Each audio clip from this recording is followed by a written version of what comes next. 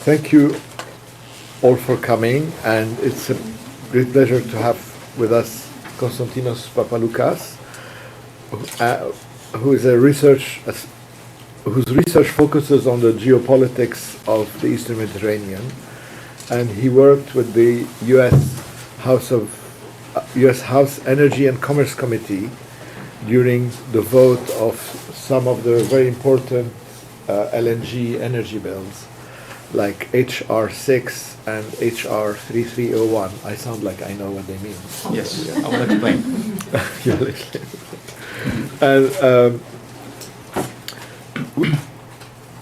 And prior to you're now at Harvard at the Belfer Center. At the Belfer Center, and prior to Harvard, Constantinos was leading a consulting engineering company working on private and public infrastructure, mainly in southeastern Europe.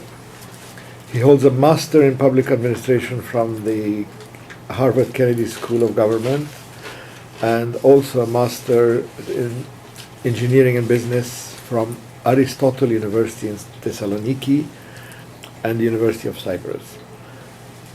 And he's now, of course, an associate researcher with the Environment and Natural Resources program at Harvard. And we're very happy to have this occasion, especially in collaboration with the Center for International Environment and Resource Policy at Fletcher. We've been discussing with the center joint projects on the Levant basin in particular, which is of great interest to the Forest Center. And I also would like to thank Julia Leivik, who is my professor on these things, and for also organizing this meeting. Oh, and Elizabeth, of course. And hashtag Twitter. Oh yeah, if you're anyone who's tweeting, please use the hashtag FC event. Stands for Forest Center. Yes. Great. I don't know if we will have time to tweet, but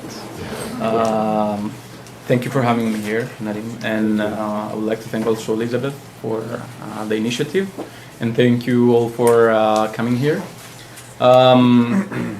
From what I read yesterday, and you have to correct me with my pronunciation, Zohr, or the Zohr, yes, means noon. So judging, the time is 37 minutes. We're 37 minutes late, so let's go. The reason I picked this title, it was because I was always fascinated by this mythological creature, the Sphinx, which was always sitting at the crossroads and was expecting travelers. She was always giving them a riddle, and if they couldn't answer the riddle, they were killed. So if anyone studies Greek mythology, Oedipus managed to answer to the riddle, and hopefully by the end of this presentation, we'll hope that we will have an answer to Sphinx. As you all know, in August 30th press release, the Italian company Eni announced that it has found a supergiant natural gas field off coast of Egypt called Zohr. It was about 30 TCF, trillion cubic feet. To put things into perspective, Egypt already has 65 TCF of proven reserves. So the new field would boost this figure by around 45%. And put in another way, it represents 80 years of current Egyptian gas consumption. And on the top of that, Eni say that there is potentially more gas on a find underneath the current one, which may increase quantities to 40 TCF. So the overview of this presentation, first of all, I'll talk about the history of Zohr, Eni's and Egypt's different views, the LNG export terminals, the one in Damietta and Idku, the Mistrals for anybody who has a security background, the two ships from France that were supposed to be delivered to Russia, and they ended up to Egypt. The view of other players of the region, and the forming of regional alliances in the EastMed, which probably will lead to this platform that we were discussing about before. Also the challenges of the international oil companies operating in the EastMed, and then hopefully we'll get to an answer to the riddle and save the day. For those who are not familiar with the Eastern Mediterranean, oil and gas developments, in March 2010, the United States Geological Survey estimated about 122 trillion cubic feet, mean estimate, of recoverable undiscovered natural gas in the Levant basin. The Levant basin is somewhere between Cyprus, Lebanon, and Israel. And also, he gave an estimation of 223 trillion cubic feet of undiscovered natural gas in the Nile Delta basin, which is somewhere between Cyprus, Egypt, and Crete. So far, there are four main gas finds. The one starting from the bigger one, the Zohr, 30 TCF in Egypt, in Block 9. Then we have the two Israeli gas finds, the one in Leviathan, 22 TCF, and Tamar, 10 TCF, which is actually connected to Israel with a pipeline. It is responsible for 60% of the electricity generation of Israel today. And the fourth one is Aphrodite, which is in Block 12 in Cyprus, in the Cypriot Economic Exclusion Zone. All those together with mud flow volcanoes that they are identified south of Crete, and other targets similar to Zohr, and those are represented with the green dot, are making a very good case for the oil and gas world in the Eastern Mediterranean, or the way EastMed was called Near East a couple of decades ago. So let's go to the history of Zohr. In 1999, there was a PSA agreement with Shell. Just for the people who don't have the background on the agreements between companies, and we have production sharing agreements, royalties agreements, and service agreements.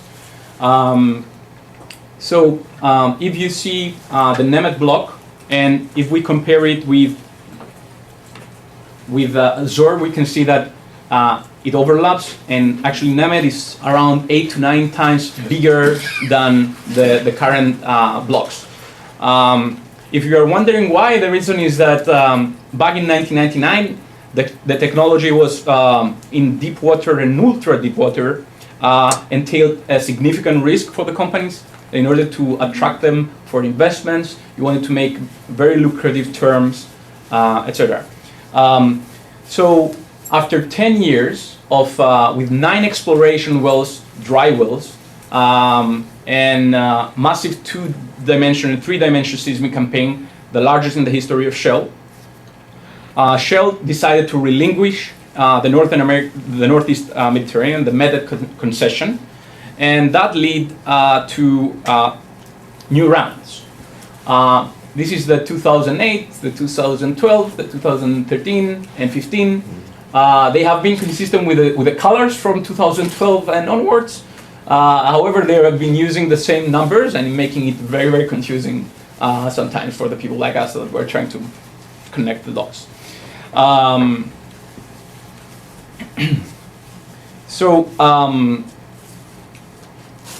Let's go to this slide here. Just the background about Egypt. Egypt is not an OPEC member, but is a relatively significant player in oil and gas, extracting about 700,000 barrels a day. However, the Mubarak government made Egypt an energy underachiever, as they called it. The Mubarak government efforts to appease the people by keeping energy prices artificially low with subsidies had an unintended drawback. It diminished market incentives for the foreign companies that extracted much of the oil and gas. The Egyptian government also, it tended to be slow when they pay the companies, further dampening the private sector enthusiasm. And that is why Egypt had to import oil and gas in the recent years, even today, to meet its needs. So a major hurdle in Egypt of last years was the refusal of foreign companies to invest until the state has paid back its outstanding debt for oil products. So what the government Sisi, of President Sisi did, who took power in 2013, tried to fix the problem by raising domestic fuel prices and by cutting its back payment to oil companies by about a half, less than $3 billion. This is the 2014 block awards, and this is where the block 9, you see in the red circle, and Zohr was awarded to the Italian ENI. During the 2014 bid round, followed the ratification of some 20 exploration agreements based on earlier bid rounds, the rounds that we see here in this slide.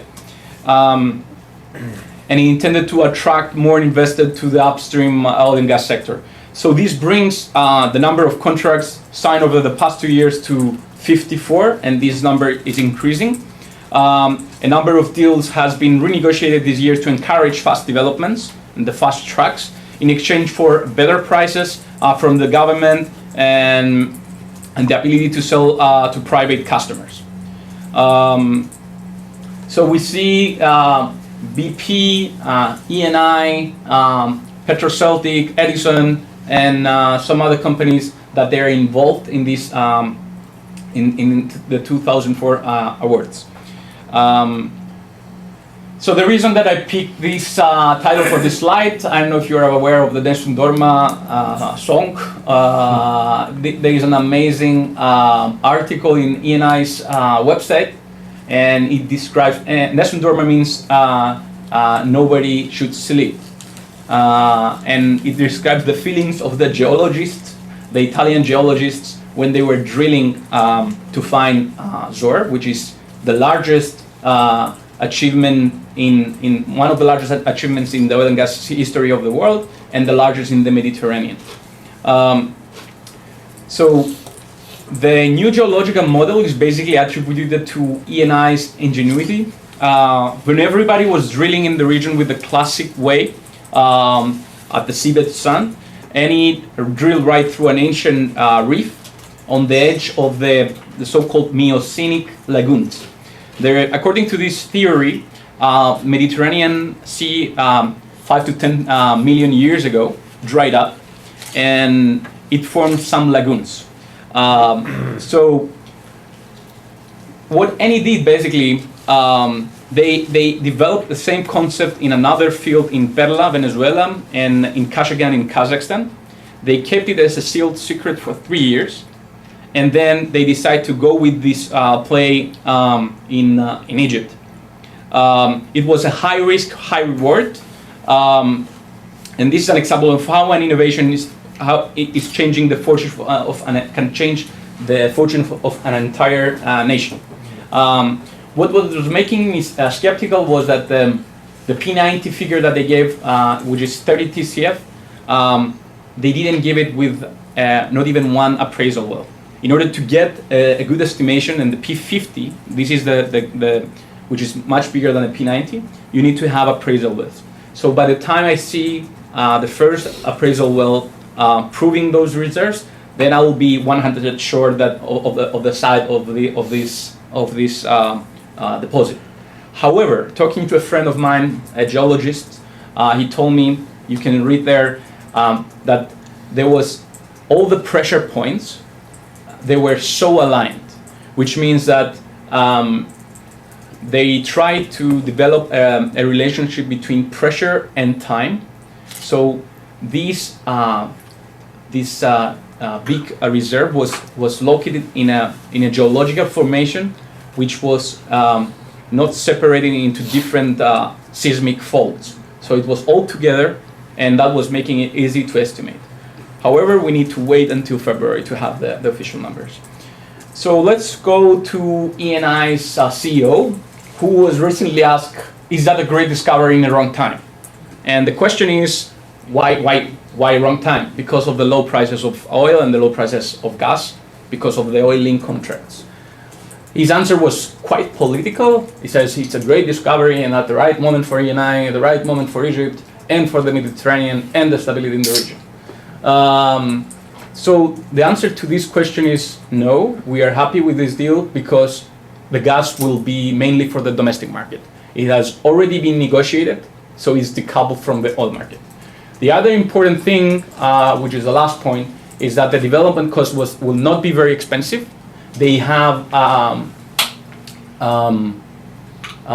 platform already, a FPSO, and an LNG plant that we will discuss later about it. So the time to market is really good. So what they will need to raise money for is basically the drilling, which is not very, very expensive. And expects to invest between 6 to 10 billion to develop Zohr, and according to the Scalzi, it will be covered by ENI's equity. So now let's go back to the Egyptian view post-Zohr. Of course, fireworks, and yes, we are saved, and they gave actually after the P90 without any appraisal well, they gave the CEO of EGAS spoke about the P50 of 60 TCF, comparing to ENI's P90 30 TCF.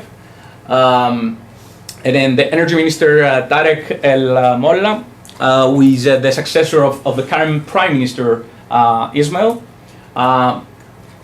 said that he expects to stop importing LNG by 2020. He hopes to begin production earlier than announced, 2017. And also, a very important thing is the approval of a gas regulatory agency. Just to go back and say why Ismail went directly to he was given a prime minister position in the last cabinet.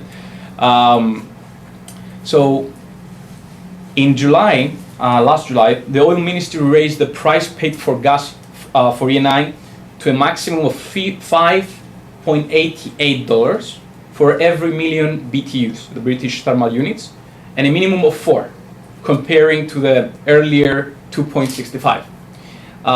It then cut a similar deal with the British gas. The British gas is the owner of the other LNG terminal. So he revived the sector, and that's why he ended up becoming a prime minister. The last point on the approval of the gas regulatory agency, it's very, very important because it allows private companies to import and sell their own gas. With a big new supply of gas coming to Egypt now, Egypt will stop burning oil, and probably the 2 LNG plants that they are now idle, they will be able to start exporting again. So those are the 2 LNG plants which remain idle. The one on the west is Idku LNG, which is the bigger one, and it has 2 trains. It's very close to Alexandria.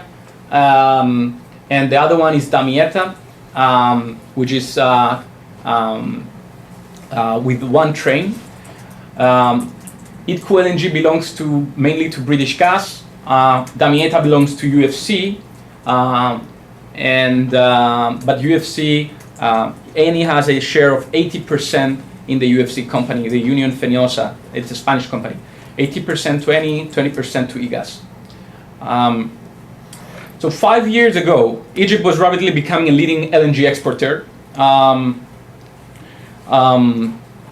The difficulties, though, to produce enough gas to meet domestic demand due to the interruption of exploration and production because of the difficulties between the private sector and the government sector, and the outstanding debt, together with the Arab Spring uprisings in 2011, made things worse. So Union Fenosa Gas, which has the Damietta LNG, stopped the shipments for the last 2 years, and BG declared a force majeure on Idku exports, citing ongoing diversions of its gas supply to the local market. So currently, Damietta is totally closed, and Idku ships a handful of LNG cargoes to some destinations. For the people who are not familiar with the LNG industry, I'm just gonna go with because everyone wants to start shipping LNG to Europe, and we are very interested for this scenario. So first we have the exploration and production, let's say Zohr, and then we have to have an FPSO platform and pipe it to the shore. So then we will have to go to liquefy the natural gas. It's compressing the volume of gas times 600 to put it in cryogenic vessels, which are enormously big ships. And then, exactly like in the oil industry, you can ship the gas anywhere you want in the world. But in the other end, you have to have the regasification terminals to make it back to from liquid to gas. And then the companies there, they have to distribute the gas and take it either to power stations or city gas or industrial into the industrial sector. Talking about Europe, it's very, very important what's happening right now, because in the last couple of years, everybody was targeting the Far East market.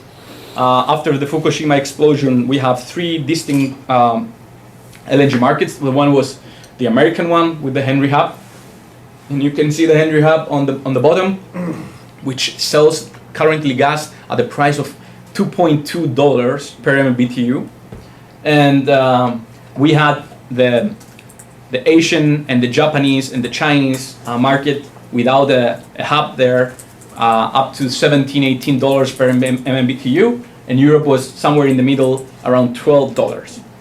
Now what happened, because of the oil-linked gas contracts, so the price of oil went down, the price of gas goes down. So we are basically so there is a convergence of the Asian market and the European market. There are estimations that by 2030, the gas needs in Europe will go from 50% to 70%. And also the destination to take it to Europe, it's much closer. That means, and also comparing, we have also the great need of Europe to limit the dependence on Russia, and therefore the best customer now for Egypt might be Europe. Just to talk about some prices to get the figure though, Gazprom has lowered its gas prices to $6.2 per MMBTU, which means that, let's say that we gonna get Israeli or Cypriot gas to those terminals in Egypt and pipe them to Europe.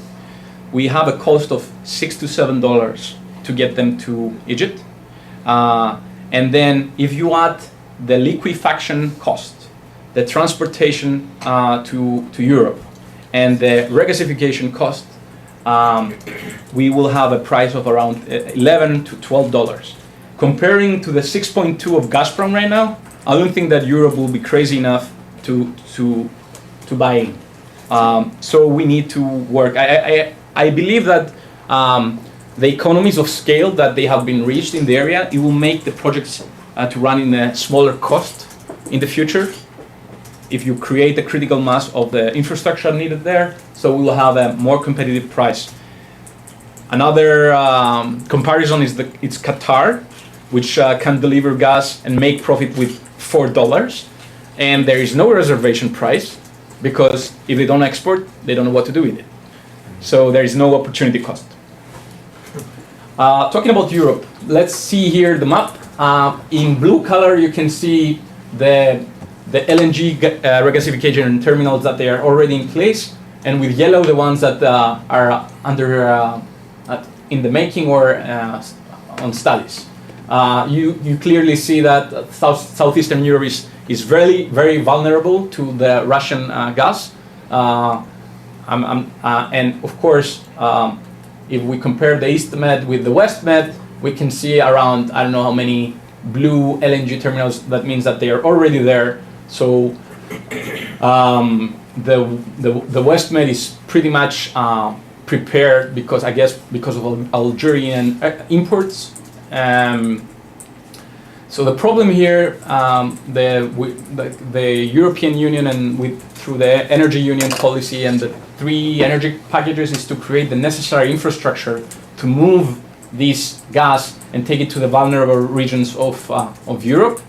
But the numbers say that it's much better to build regasification terminals where the needs are bigger than pipe them from Iberia, let's say, to Poland or, I don't know, East or Southeastern Europe. So let's move to Egypt, because talking about regasification terminals, Europe is not the only one in need for imports. Egypt has to create electricity using oil and gas. 88% of the electricity energy mix is mainly attributed to oil and gas, and somewhat 68.5% to gas. So according to the minister, he said that by 2020 we will be totally self-sufficient in gas, and they will mainly focus to export gas. So we have to also note here that according to IFC, the Chinese are heavily investing in Egypt right now on coal. So in the coming years, I'm expecting to see somehow 20% coal, not very good news for their environmentalists, in the energy mix of Egypt, and 10% of renewable energy, solar and wind. There is a very good wind potential in Sinai Peninsula. Okay, and let's go to those 2 vessels here, which are the floating import terminals. Those 2 ships basically were chosen rather than to have an onshore LNG terminal, while there is also a third one which is expected to follow end of 2016. They have been contracted for 5 years, which means that they are still counting the 2020 date, and they are somewhere here. Both Hoek Galant and BW are located in Ain Sokna. I don't know if I'm pronouncing it right, which is basically the main port of Cairo, 55 kilometers south of the Suez Canal. On the east, you can see also in Aqaba port in Jordan that there is another FSRU, which is again the offshore regasification terminal, which has been contracted for 10 years. Therefore, both countries have opted for FSRUs rather than land-based terminals, because the land terminals are susceptible to sabotage compared with offshore solutions. These had discouraged Egypt and Jordan, which have suffered pipeline sabotage in the previous years. So I don't know if there is any people here with security background. Yes. So I don't know if you're following the case with the French Mistrals. That was the case with when France should have delivered to Russia those 2 ships. Those ships ended up to go to Egypt, and there are 3 really good reasons for that. First, Washington was pressing France to cancel the Mistral deal because of the Russian aggression in Ukraine.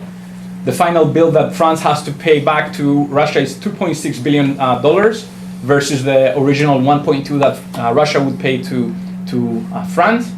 Plus that Russia will sell to Egypt now the equipment and the helicopters that produced for those 2 ships. The second reason is that U.S. choose to cut off the annual $1 billion military aid to Egypt. So Egypt decided to diversify its arms imports, and the Iranian P5+1 nuclear deal, which is, I believe, the number 1 reason, has altered the balance in the Middle East. and Riyadh is seeking Egypt's manpower capabilities. I remember last year I was in the World Future Energy Summit in the UAE, and we had a crazy mix of keynote speakers. It was President Sisi, Al Gore, and the president of Iceland, Olafur Grimsson. Yes.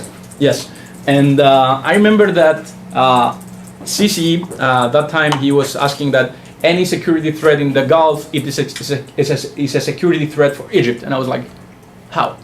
And now we know the answer because following the money, it's pretty sure that the Saudis paid about those two ships. But according to my sources from the World Bank, no gifts are predicted in the near future. They have huge problems with the current oil price. And I think that they have to look what to do with the sovereign wealth funds. So I don't think that we will see gifts in the coming future.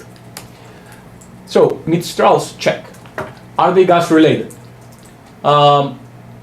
First, let me say first that the Mistrals have very crazy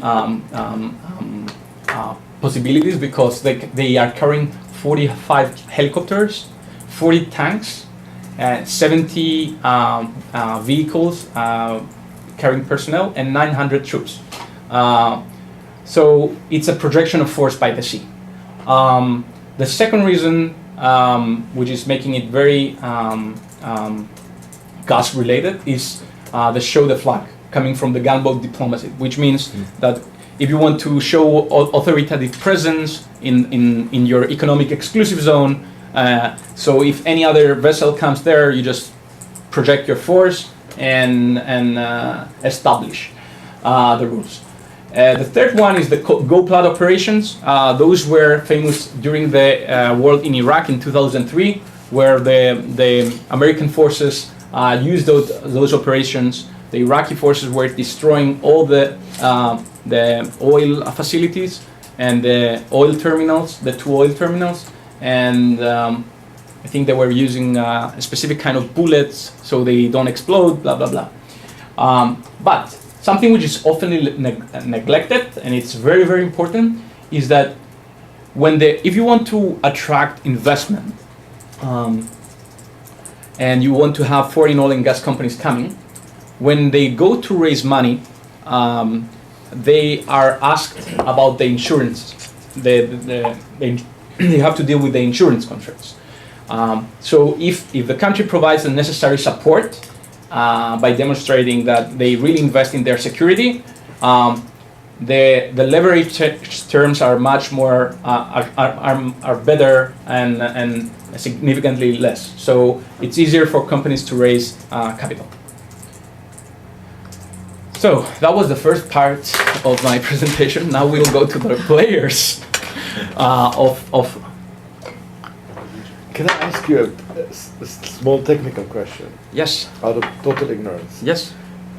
How flexible is production? Meaning, once you're producing, can you decrease and increase at will, like with oil, or is it less elastic? So basically, you are answering why we got those. This is the case for shale gas. Mm-hmm. Shale gas, you can just turn it on, turn it off whenever you like. Yeah. And this is why we have this supply shock right now that I don't know when are we gonna get out of this and have higher prices, which is something good. Now, regarding the flexibility, as we said, it depends on each project. So if we're talking about deep offshore gas or oil is easy. You just take the oil out and you ship. But in talking about gas, the interruption costs, and it costs a lot, because the opportunity cost to move Saipem, let's say, which is the drill ship of ENI, from one spot to the other, it takes several months, and it's just destroying your numbers. Right. So that's why we had all these energy cuts, because of the relationship with the Egyptian government, who was not paying the companies. So the companies had to interrupt their production, and we had. So let's go to the second most important player in the region, Israel. If you see by the comments of the Israeli energy minister, the debate on the antitrust was quite intensive in the last 2 months.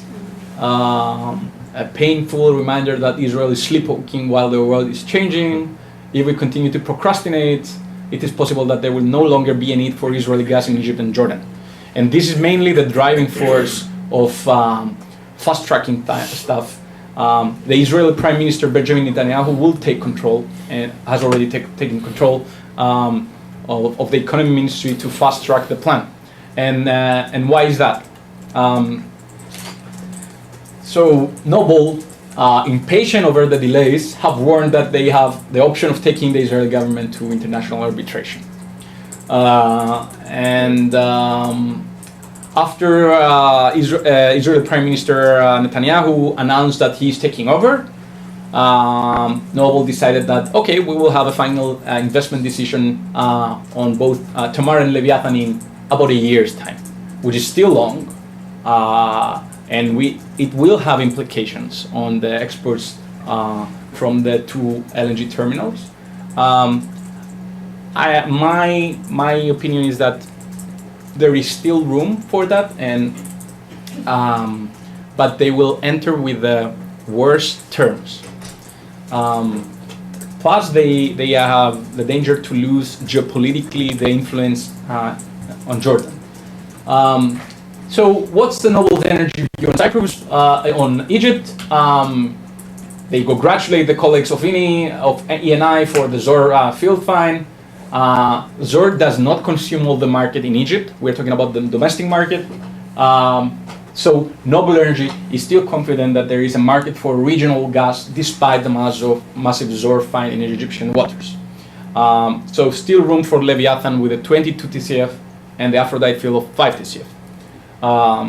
Currently, actually, the Minister of Cyprus today announced that the negotiations with the Egyptians on Aphrodite is very, they're moving forward very fast. So, is Cyprus gas on hold? Short answer, yes. First is that they have been planning this development plan for the last 4 years. And there is another very important thing that I will talk about in the next slide. So Cyprus. The map here shows the two international bidding rounds. The first one was only regarding the Block 12. Noble, Delek Group, and Avner were awarded the Block 12. Then there was a second international round, which led to the award of ENI of Block 9, 2 and 3 to ENI and Kogas, a joint venture, and Blocks 10 and 11 to Total. So what's the impact of the Zohr gas find to Cyprus policy? So first, Cyprus is exploring, as always, the scenario of Zohr extending into its own economic exclusive zone. ENI sources said that there are no indications that the Zohr extends into Cyprus' economic exclusive zone. But next year's appraisal drilling will show. So Cyprus is well prepared for a third international bid round. Unfortunately for Total and for the regional manager of ENI, ENI managed to have two drillings with the classical play that were proven dry. They found nothing. And Total seismic data proven that there are no possible targets. So they were thinking and they were suggesting that they had to relinquish those blocks. Now I think that they have a big regret after what they found in Egypt. So both of them had to resign, and we have two new regional directors. The other thing which is quite significant is that Cyprus has entered into an agreement with Neos Geosolutions, a US company based in California, to map Cyprus onshore hydrocarbons. On the west of the island, there are two possible targets that they look like Zohr. But the most important thing, the top priority for Cyprus right now is to reach a unitization agreement with Israel. This agreement was made with Egypt. Just to remind you that Cyprus had first declared its economic zone according to the United Nations Law of the Sea, and it delimited the economic exclusive zone first with Egypt in 2003, then with Lebanon in 2007, and then with Israel in 2010. So the unitization agreement is when you share deposits. If you have a deposit that extends to another country's economic exclusive zone, you have to have an agreement how to develop, how to move forward. So in the case of Block 11 and with Egypt, this thing was concluded in a couple of months. With Israel, it took 4 years. And that's why this is a top priority. Going to Greece. Greece had an international bid round, and it has two huge mistakes. First of all, they outsourced all of the 3D seismic data to PGS, the Norwegians, without a clear mandate. So you have a very dense network on the Ionian Sea, which is on the west, and much weaker in South Crete. And South Crete was supposed to be the number one destination. The other mistake was that they went with very small blocks. So what they suggest right now, that the policymakers, that they separate the two areas. They're two different areas, and they will go with bigger blocks. There is an interest in the coming round. In the first round, there was interest by Total, Edison, and the Petra Celtic, along with some two Greek companies. Exxon, for example, which went to the ministry, they said this is too small for us. But the Greece is keeping an eye on Zohr gas finds because they are very interested to import gas. There is a regasification terminal in Revithousa, in a small island close to Athens, and there is one more which is a joint venture between a United States company and a Greek company on the north. There is a project which is supported by the European Union to bring gas from the northern Greece to Bulgaria and Romania. It's called the IGB, which is an interconnected Greece-Bulgaria, and it will be a very good customer for the Egyptian gas. Lebanon's view, and I was hoping to, So there has been a stagnation here. There are 10 blocks. There is a dispute between Lebanon and Israel. There was the U.S. energy diplomacy was very active there. They were trying to limit the disputed area from 900 square kilometers to 300 square kilometers. The Lebanese said no,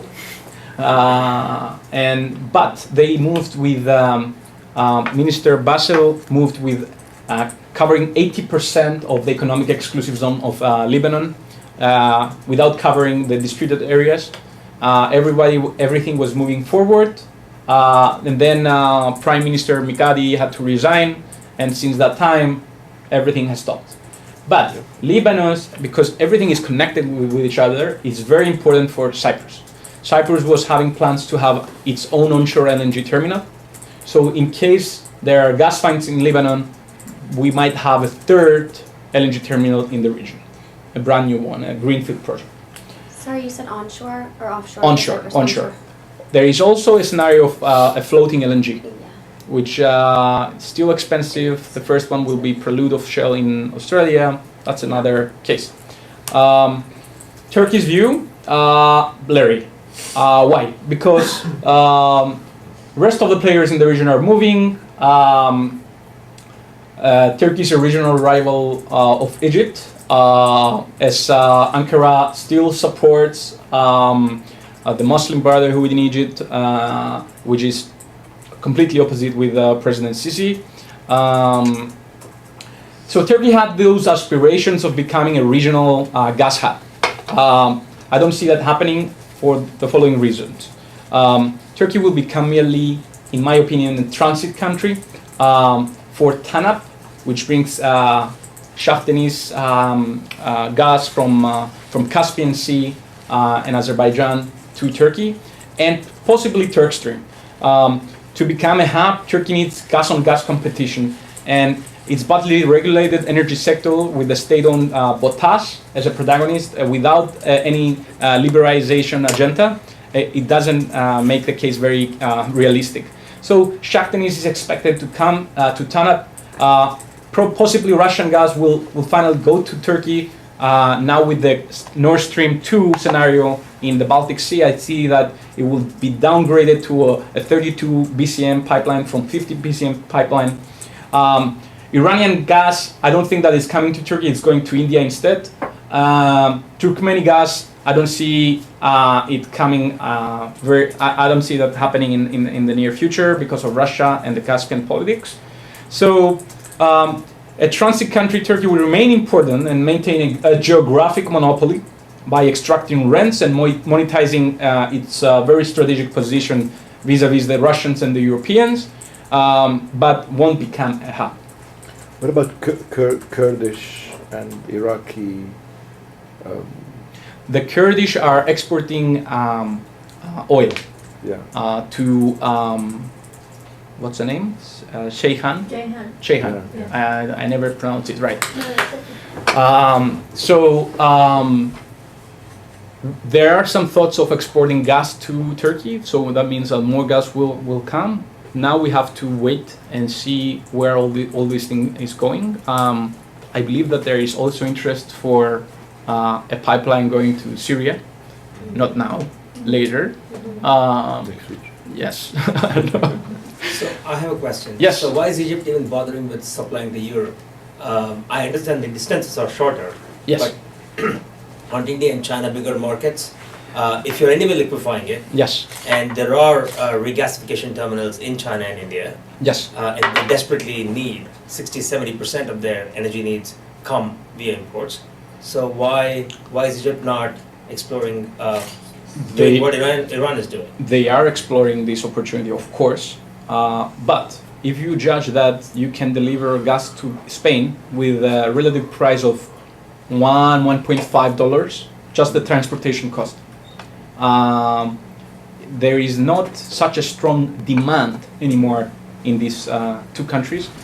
All the oil and gas world is expecting those two countries to be gasified in order to change the dynamics, and lots of the oil and gas people are expecting a four-wheel China, so that the price goes up to $70 to $80 per barrel.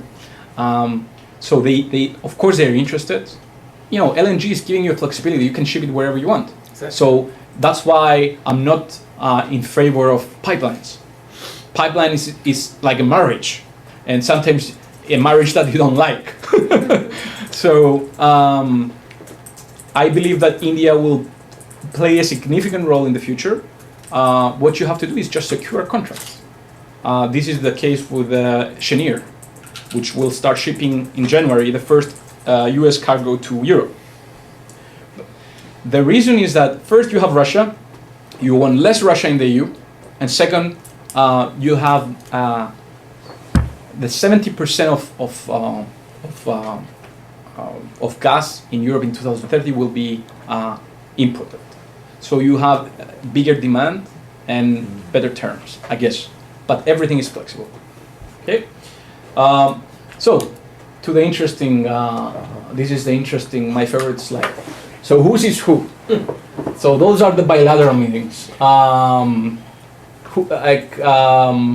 From what you can see here, the champion of the Greek-Czech symbols is tiny Cyprus, because it's acting as a messenger, an ambassador, a mediator, etc.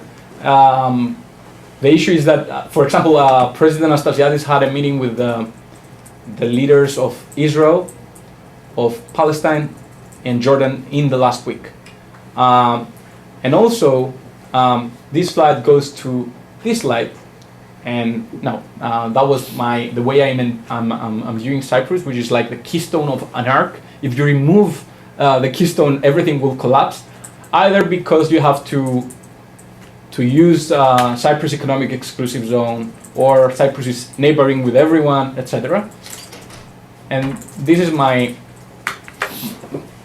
my second favorite slide, which is we have. I'm an engineer, so my quantitative skills are still fine.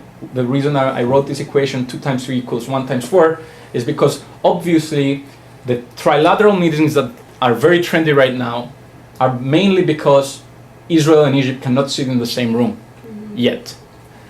So there were like 2 trilateral meetings in Cairo, the first one with Anastasiadis, Sisi, and Samaras.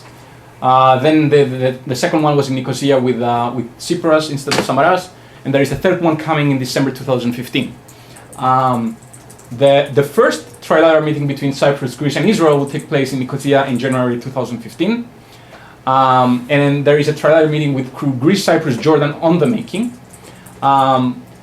Recently, I have noticed that Egypt voted in favor of Israel in the UN after I don't know how many years, how many decades, if anyone knows, please help.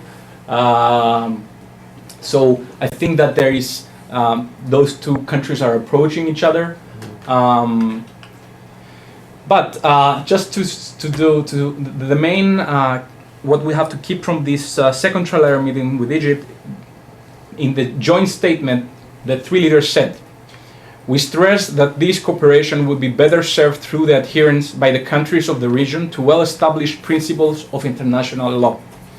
In this respect, we emphasize the universal character of the UN Convention of the Law of the Sea, the UN clause, and decide to proceed expeditiously with our negotiations on the delimitations of our maritime zone where it is not yet done. On the other side, we have the President now, Erdogan, who had these brave statements attacking all 4 players of the previous slide. The first one was no reconciliation with Israel until the end of the Gaza embargo, February 2014. Second, Morsi not Sisi is the president of Egypt, Bosnia, May 2015. There is no country named Cyprus, November 2013. And in 2010, oil and natural gas exploration conducted by Turkey in the Aegean Sea is not provocative, as alleged by Greece. Turkey and Greece should engage in joint investments in both the national and international levels. Actually, Prime Minister Cyprus now is in Turkey. They watched the football game last night, Turkey against Greece. The score was 0-0, so I don't know what that's supposed to be. More important than Mykonos and Santorini for the oil and gas sector is the island of Castellorizo. This complex it's located down there, and it's mainly 3 islands. And why these islands is important? Because it has a significant part in the delimitation of the economic exclusive zones. According to the United Nations Convention Law of the Sea, first the countries should declare their economic exclusive zone unilaterally with coordinates and then proceed with delimitation with the neighboring countries. So Cyprus has proceeded, as I said, with Egypt in 2003, Lebanon 2007, and Israel 2010. The United Nations Convention on the Law of the Sea, as of January 2015, 166 countries in the European Union have joined the convention. An additional 14 UN member states have signed but not ratified the convention, US included, for several reasons. But I believe that the Arctic and the South China Sea will be very interesting, and I think that they will fast track this. Israel is remaining an exemption as it has not signed nor ratified, but fully harmonized with the agreements with Cyprus. Turkey, along with Azerbaijan, Kazakhstan, Kyrgyzstan, Peru, Syria, Tajikistan, Turkmenistan, Uzbekistan, Venezuela, and 5 more non-coastal countries like Vatican, San Marino, Andorra, have neither signed or acceded to both the Convention and the Agreement of the United Nations Law of the Sea. This is the article of 56, Article 56, which demonstrates how to deal with the seabed and the subsoil. Turkey has a main problem with this article here, It believes that the island cannot have neither a continental shelf or an economic exclusive zone. In the United Nations Law of the Sea, it says that you can have that islands should be dealt exactly like other areas. So this is the Turkish view here. So without the Castelloris, they just put it in a circle, and they said that this area there belongs to us. And that was the case before with when Morsi was in power. After Sisi got into the game, they had to revise, but they're still insisting. They were conducting military drills on the south of Cyprus, harassing in the Italian drill ship, etc. So there are 4 issues now for Turkey, and I'm very close to the end of the presentation. I'm sure that you're all tired, and I am tired too. So Turkey does not accept the median line of the United Nations Law of the Sea, and it describes the Aegean Sea as a semi-closed sea. The second is that, as I said, Turkey shares the viewpoint that islands cannot have an economic exclusive zone. And the third one is that if Israel, Cyprus, and Greece decide to lay a pipeline, they have to get there okay. The answer to this is first the oxymoron of the Black Sea, where Turkey has used the median line when it had to deal with the former Soviet Union and Bulgaria and Romania. And the funny thing is that they have been calling Aegean as a closed sea. So if Aegean is a closed sea, Black Sea is double closed. And the other one with the Continental Shelf and the pipeline, the Article 79 says that all states are entitled to lay submarine cables and pipelines on the Continental Shelf in accordance with the provision of this article. The delineation of the course for the laying of such pipelines on the Continental Shelf is subject to the consent of the coastal state. So everyone can put pipelines or cables. What the coastal state can tell you if they have declared an economic exclusive zone is, I don't like it to go from this point, I would like it to go from that point. This is what they can say. So this is the European economic exclusive zone. By the way,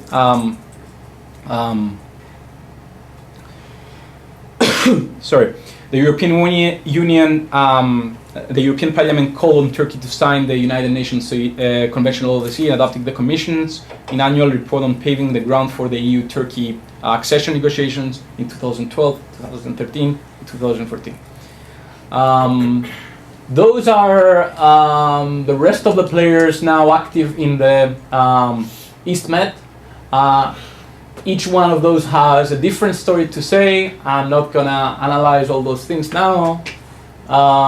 This is the new competition and the blog awards of 2015. ENI got 3 more blocks, and BP got a couple of more concessions. And finally, let's go to the ENI, which came from the Ente Nazionale Idrocarburi, which was a national company of entity of hydrocarbons in Italy, and it was privatized in 1995. The symbol of ENI is a dog with 6 legs. According to the guy who drew it, it symbolizes the 4 wheels and the 2 legs of the driver. All right, irrelevant. Okay, so CEO Discalzi visited Jerusalem in an effort to persuade the Israeli Prime Minister Benjamin Netanyahu that there are still opportunities for Egypt and Israel to jointly prosper by developing their gas fields. He envisions Israel and Egypt eventually collaborating in exporting gas to Europe and other parts of the world like India or China, perhaps in the form of LNG. He knows that nearby Cyprus, where another offshore gas field has been found, might be another candidate for a regional partnership. So the Zohr field has created a big opportunity, according to Mr. Descalzi. We can make a big Eastern Mediterranean hub. So let's see if we manage to answer the riddle that Sphinx gave to Oedipus. I had just changed the 4 to 6.